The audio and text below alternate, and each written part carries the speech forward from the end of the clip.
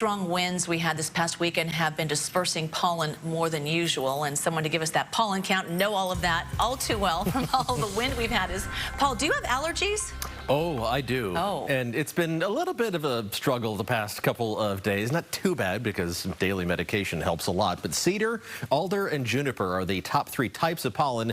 We're going to be in the medium category for the rest of the week and into the first half of the weekend. But beginning tomorrow, on the high end of the medium category. So if you are sensitive, especially to those 3 types of pollen, keep the medication handy and keep a box of tissues nearby just in case. Let's take a look at what else you need to know weather-wise. Patchy dense fog developing again late tonight. It's not going to be quite as widespread or as stubborn as it was this morning. Offshore winds will help with that. A chilly start tomorrow morning, but we're still going to warm up nicely. A mild afternoon in store for us. Same thing through the rest of the work week till we get to the very end of the week and into the weekend. Some changes on the way, including an outside chance, I will emphasize that, of a couple of rain showers. Let's look at our 2 main long-range forecast models side by side. So we got the American forecast model here, we have the European model on the left. We'll start them both at 5 o'clock on Saturday evening and wind the clock forward. They agree that the bulk of the rain with this next system is going to fall to our north. Where they disagree is later in the day on Sunday. The American forecast model keeps us entirely dry throughout the day on Sunday. The closest showers may be grazing northern Mendocino County.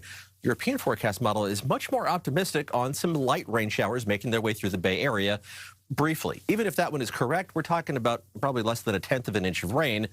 We'll take what we can get, but it's an outside chance because there are plenty of the ensemble members. We run these models dozens of times with slightly different conditions to kind of narrow down the most likely scenario.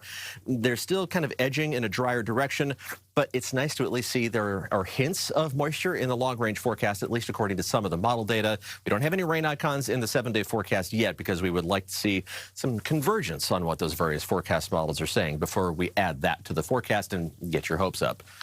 But I'm telling you, there's a chance. Looking outside right now towards the Golden Gate, the sun went down about 20 minutes ago, so skies are darkening. Temperatures topped out anywhere from the 50s to the low to mid-60s. Only 52 degrees in Pacifica today, mid-50s for San Francisco, and only upper 50s for Fremont, but into the low to mid-60s for San Jose, Concord, and Santa Rosa. And temperatures tomorrow should be above average for pretty much everybody across the Bay Area without as much of that stubborn fog. Right now, it's down to 50 degrees at Half Moon Bay, still holding on to 60 degrees in Livermore and 62 degrees in Fairfield. Those temperatures will even out as we head through the rest of tonight, dropping down to the mid to upper 30s inland, well, on the chilly side, even for late January, with low to mid 40s around the bay and along the coast. High temperatures tomorrow, once that little bit of fog dissipates, they're going to warm up into the 60s for everybody, 3 to 7 degrees above normal for this time of year, even above 60 degrees along the coast. The offshore winds aren't going to be that strong, but strong enough to bring some of that slightly warmer air all the way to the coast. Low to mid 60s around the south end of the bay with mid to upper 60s in the Santa Clara Valley. You're going to be the warm spots at 67 degrees for Santa Clara, Campbell, San Jose, and Morgan Hill.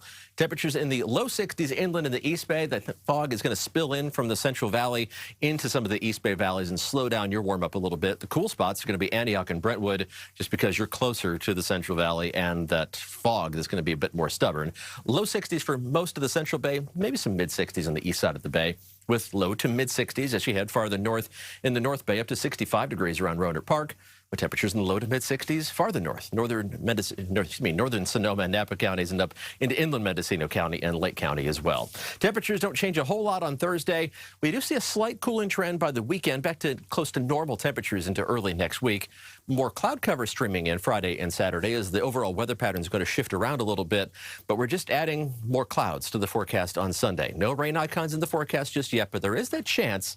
If we were going to see some rain, most likely time frame will be late Sunday into Sunday night. Fingers crossed, whatever other good luck charms that you can think of to maybe get a chance of showers to head our way to just wash some of the pollutants out of the atmosphere and give the parched lawns around the Bay Area a little bit of a drink. We'll have an update coming up at 6 o'clock.